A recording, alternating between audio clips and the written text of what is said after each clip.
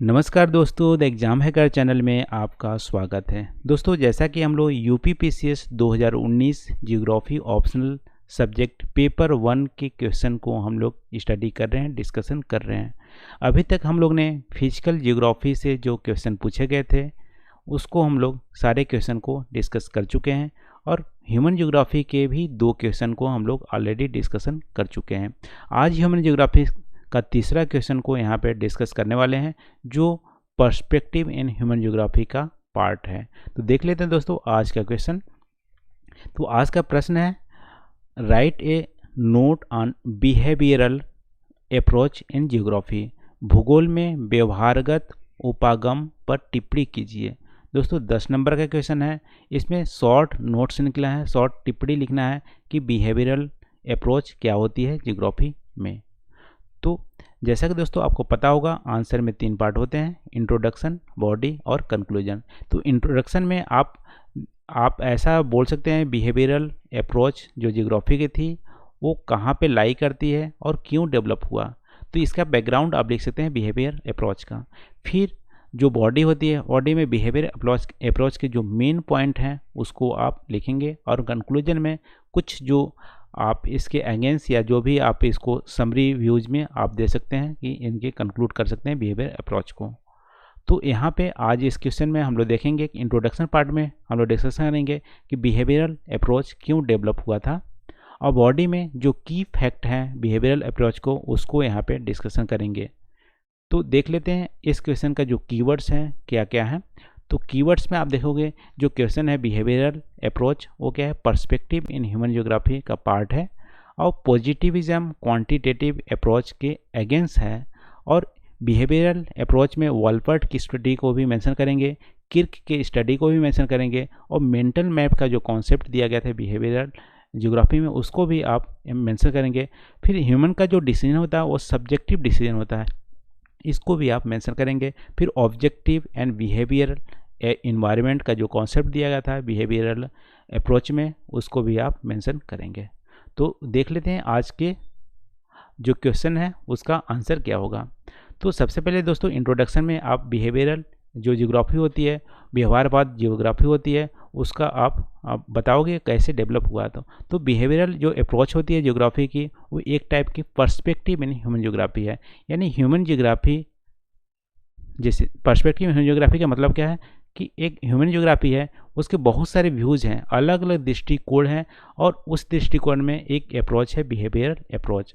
और जो behavioural approach geography की जो डेवलप हुई थी वो अपोजिट यानी अगेंस्ट हुई थी क्वांटिटेटिव और पॉजिटिविज्म अप्रोच के अगेंस्ट में। यानी कि क्वांटिटेटिव और पॉजिटिविज्म जो दृष्टिकोण थे उसके अगेंस्ट यानी उसके विरोध करने के लिए बिहेवियरल जियोग्राफी का डेवलपमेंट हुआ था। तो देखो पॉजिटिविज्म और क्वांटिटेटिव अप्रोच क्या बोलती थी जियोग्राफी में, बोलती थी ह्यूमन जो होता है वो जो एक इकोनॉमिक रेशनल पर्सन है। इसका मतलब है ह्यूमन जो भी डिसीजन लेगा वो इकोनॉमिक होगा, यानी कि प्रॉफिट के बेस पे होगा। फिर देखो ह्यूमन के डिसीजन को ऑब्जेक्टिफिकेशन करने की कोशिश किया था, यानी कि ह्यूमन को डिसीजन को एक आप इक्वेशन या स्टैटिक फॉर्म में दर्शाने की कोशिश की थी क्वांटिटेटिव और पॉजिटिविज्म अप्रोच। फिर स्टैटिस्टिक का टेक्निक का यूज़ किया था। फिर देखो non relevance of human values, अब उनके डिसीजन में ह्यूमन वैल्यू, बिलीफ, कल्चर और ह्यूमन डिसीजन मेकिंग का कोई रोल नहीं होता। ह्यूमन डिसीजन मेकिंग में ह्यूमन रोल और बिलीफ, रिलीजन ये सब का कोई रोल नहीं होता, इसको रोल को नेग्लेक्ट किया था पॉजिटिविज्म और क्वांटिटेटिव अप्रोच। लेकिन आप ज़रा सोचिए कि जो ये सारे थॉट हैं क्या रियलिटी शो करते हैं जियोग्राफी में। क्या ऐसा है कि ह्यूमन एक इकोनॉमिक पर्सन है, सिर्फ अपने प्रॉफिट के बेसिस पे डिसीजन लेगा, और क्या ह्यूमन के डिसीजन को ऑब्जेक्टिफाई किया जा सकता है। ऑब्जेक्टिफाई मतलब कि आप जो डिसीजन लेंगे क्या दूसरा बंदा भी वही डिसीजन लेगा। यहाँ पे ऐसा नहीं है दोस्तों कि सारे डिसीजन क्या होते हैं, सारे ह्यूमन की अलग अलग डिसीजन होते हैं, सब एक जैसे डिसीजन लेते हैं, एक जैसे काम नहीं करते हैं, तो इसको ऑब्जेक्टिफाई नहीं किया जा सकता। यही बिहेवियरल जियोग्राफी बोलती है। और बिहेवियरल जियोग्राफी बोलती है कि जो पॉजिटिविज्म है, क्वांटिटेटिव अप्रोच है, वो जो रियलिटी है जियोग्राफी की वो उसको एक्सप्लेन नहीं करती है। रियलिटी कुछ और है, रियलिटी ये है, उसको हम लोग यहाँ पे बॉडी पार्ट में डिस्कस करेंगे कि क्या रियलिटी है। फिर देख लेते हैं और इसके अगेंस्ट में क्या बोला। जैसे वॉलपर्ट की स्टडी आप इसको भी मेंशन करेंगे। वॉलपर्ट की स्टडी क्या बोलती है कि जो स्वीडन के जो फार्मर हैं वो क्या है कि जो फार्म प्रैक्टिस करते हैं वो ऑप्टिमाइजर नहीं होते हैं, उनके जो डिसीजन होते हैं वो इकोनॉमिक जो पर्सन लेते हैं वैसा नहीं होते हैं। क्यों? उनकी स्टडी में मिला कि वहाँ की जो लैंड है, स्वीडन की जो लैंड है बहुत ही हाईली फर्टाइल है, लेकिन फार्मर क्या करते हैं कि वहाँ की 60% प्रोडक्टिविटी यदि गेन कर लेते हैं तो उसी से सेटिस्फाई हो जाते हैं और बहुत ज़्यादा प्रोडक्टिविटी 100% अचीव करने की कोशिश नहीं करते हैं। तो उन्होंने पाया कि फार्मर क्या है, ऑप्टिमाइजर नहीं है, वो सिर्फ मेरी सेटिस्फायर है। तो इससे सिद्ध होता है कि जो क्वांटिटेटिव और पॉजिटिविज्म जो अप्रोच थी, जो बोलते थे कि ह्यूमन एक इकोनॉमिक पर्सन है, वो गलत है, ऐसा नहीं है। फिर देखो इंडियन फार्मर का भी आप एग्जाम्पल दे सकते हैं। इंडियन फार्मर देखो हाईली फर्टाइल लैंड तो है नॉर्दर्न इंडियन प्लेन में, लेकिन वहाँ पे फिर भी फर्टिलाइज़र का यूज करते हैं, जबकि फर्टिलाइज़र के यूज करने से होंगे लॉन्ग टर्म जो प्रोडक्टिविटी होंगी वो घट जाएगी। फिर भी शॉर्ट टर्म गेन के लिए हाईली फर्टिलाइज का यूज करते हैं। इससे ये पता चलता है कि जस्ट वो क्या कहते हैं, ऑप्टिमाइज नहीं करना चाहते हैं, लॉन्ग रन को नहीं देख रहे हैं, जस्ट वो क्या करते हैं कि वो सेटिस्फाई होते हैं कि जो फ्री में फर्टिलाइजर मिल रहे हैं तो वो भी यूज कर रहे हैं दूसरे को देख के। तो यहाँ पे क्या है, अलग अलग व्यूज़ हैं, या बोल सकते हो कि हमेशा जो ह्यूमन का डिसीजन होता है वो इकोनॉमिक डिसीजन नहीं होता है। फिर बिहेवियरल अप्रोच क्या होती है कि ह्यूमन का जो डिसीजन है वो ऑब्जेक्टिफिकेशन को भी अगेंस्ट है। अब देखो कोई भी डिसीजन जो होता है, ह्यूमन जब डिसीजन लेता है तो ऐसा नहीं है कि इकोनॉमिक के बेस पे ही लेता है। देखो ह्यूमन डिसीजन लेता है, हो सकता है उनके जो डिसीजन के लिए क्या हो, नॉलेज उसके पास ना हो, जब नॉलेज नहीं हुई तो कुछ गलत डिसीजन ले लेगा, या उनके कल्चर के बेसिस पे हो, वो भी डिसीजन चेंज हो सकता है। तो यहाँ पे क्या है, ह्यूमन का जो डिसीजन है वो सब्जेक्टिव नेचर है, यहाँ पे आप ऑब्जेक्टिफाई नहीं कर सकते कि सिर्फ इकोनॉमिक ही डिसीजन लेगा। तो अब देखो इसके अगेंस्ट में बिहेवियरल अप्रोच डेवलप हुआ। ये इंट्रोडक्शन में कुछ ज़्यादा हुआ, लेकिन इसको आप शॉर्ट करके आप मेंशन कर सकते हैं। तो अब मेन पॉइंट पे आते हैं कि बिहेवियरल अप्रोच क्या बोलती है। तो बिहेवियरल अप्रोच बोलती है दोस्तों कि ज्योग्राफी को एज ए डायनामिक स्टडी करनी चाहिए, डायनेमिक रोल में स्टडी करनी चाहिए, ना कि स्टैटिक या ऑब्जेक्टिफाई करनी चाहिए। तो देख लेते हैं कि बिहेवियरल अप्रोच बोलती है कि मैन और इन्वायरमेंट जो होती है एक डायनेमिक रिलेशन है दोनों में। मैन भी इन्वायरमेंट को चेंज करती है, इन्वायरमेंट भी ह्यूमन को चेंज करता है, दोनों के बीच डायनेमिक रिलेशन है, कोई स्टैटिक रिलेशन नहीं है, इसलिए इसको ऑब्जेक्टिफाई करना गलत है। फिर देखो इन्वायरमेंट होती है, इन्वायरमेंट भी एक जैसा नहीं होती है, सारे ह्यूमन के लिए एक जैसा इन्वायरमेंट नहीं है। इन्वायरमेंट भी ड्यूअल रोल अदा करती है, दो रोल अदा करती है। दो रोल कौन कौन सी है? एक रोल है बिहेवियरल इन्वायरमेंट, दूसरा है ऑब्जेक्टिव इन्वायरमेंट। देखो ऑब्जेक्टिव इन्वायरमेंट में इन्वायरमेंट क्या होती है, सेम होती है सबके लिए। देखो कोई इन्वायरमेंट है वो दो रोल अदा करती है, सारे ह्यूमन के लिए एक ही जैसी इन्वायरमेंट नहीं है, किसी के लिए प्रोडक्टिव हो सकती है, किसी के लिए अनप्रोडक्टिव हो सकती है, तो डुअल रोल अदा करती है। पहला जो रोल है ऑब्जेक्टिव इन्वायरमेंट, ऑब्जेक्टिव इन्वायरमेंट में क्या करती है, सेम होती है इन्वायरमेंट सबके लिए। जैसे मान लो यहाँ पे अर्थक्वेक आया, तो अर्थक्वेक आया तो सबके लिए तो अर्थक्वेक ही है, सबके लिए समान है। फ्लड आया सबके लिए फ्लड ही है। लेकिन बिहेवियरल इन्वायरमेंट क्या करती है, दूसरा जो रोल है इन्वायरमेंट का वो डिफरेंट है फॉर डिफरेंट पीपल। जैसे मान लो फॉरेस्ट है, तो फॉरेस्ट जैसे यहाँ पे आप किर्क के भी स्टडी बोल सकते हैं। किर्क की स्टडी में उन्होंने मेंशन किया था बिहेवियरल इन्वायरमेंट का। उन्होंने बताया था कि जो एक चीज़ होती है वही सेम चीज़ दो बंदों के लिए अलग अलग होगी। जैसे मान लो फॉरेस्ट भी एग्जांपल दे सकता हूँ। फॉरेस्ट क्या होती है, ट्राइबल पीपल के लिए क्या है, यहाँ पे लाइवलीहुड है।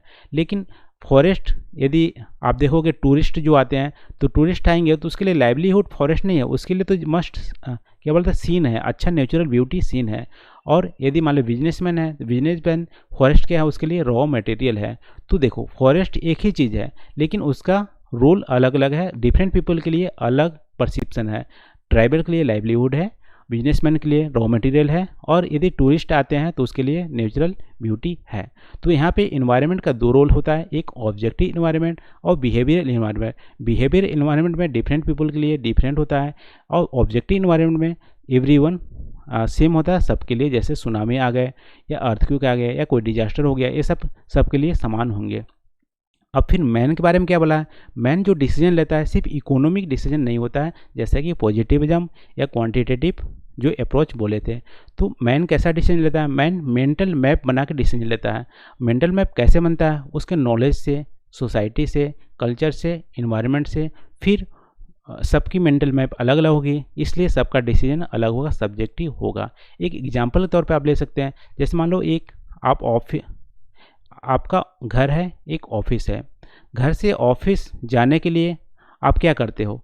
आपका जो रूट आपको पता है, नोन पता है, उसी से आप जाते हो। लेकिन एक और बंदा है जिसको कुछ दूसरा शॉर्ट रूट पता है, वो ऐसे घूम के जाता है या दूसरे रूट से जाता है। तो देखो, आपको सिर्फ यही रूट पता है, आपके पास नॉलेज लिमिटेड है या जो भी है, आपके मेंटल मैप में हो गया है कि ये वाला रूट मेरे लिए सही है, तो आप इस रूट को फॉलो करते हो। लेकिन दूसरा जो बंदा है उसके लिए हो सकता है ये रूट अच्छा लगे, उसके मेंटल में लग गया कि यहाँ ये रूट अच्छा है, यहाँ पे गड्ढे नहीं है और शॉर्ट है, तो ये रूट को फॉलो करेगा। देखो, सेम चीज़ है यहाँ पे आपका ऑफिस और घर, लेकिन दो पर्सन के लिए अलग अलग तरीके हैं। अलग अलग तरीके क्या हैं कि आपके दिमाग में बैठा हुआ है एक मेंटल मैप है, और वही मेंटल मैप गाइड करता है आपको डिसीजन लेने में। और मेंटल मैप सिर्फ इकोनॉमिक बेसिस पे नहीं होता, आपके नॉलेज के बेसिस पे होता है। सोसाइटी कैसा है, आप रिलीजियस बंदे हो तो हो सकता है आप यहाँ पे टेंपल में सबसे पहले जाओगे, टेंपल को विजिट करते हुए ऑफिस जाओगे।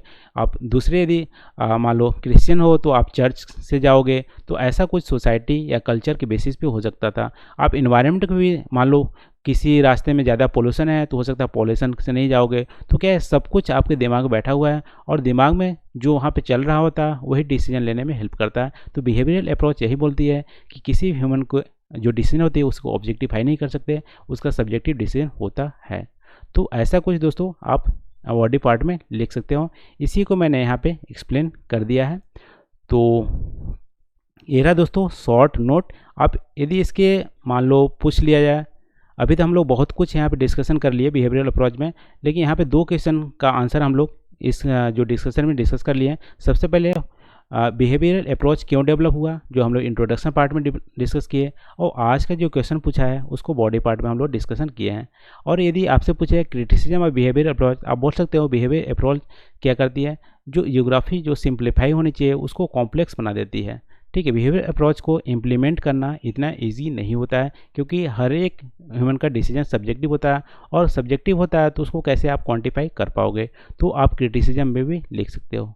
तेरह दोस्तों शॉर्ट नोट बिहेवियर अप्रोच को। आई होप यहाँ पे आपको कुछ क्लैरिटी मिली होगी बिहेवियर अप्रोच को। यदि कुछ पॉइंट मिसिंग हो गया हो या कुछ ऐड आप करना चाहते हो तो प्लीज़ कमेंट करके ज़रूर बताना। तो आज के वीडियो में बस इतना ही दोस्तों। Thank you for watching. मिलते हैं नए वीडियो में नए टॉपिक के साथ। Thank you.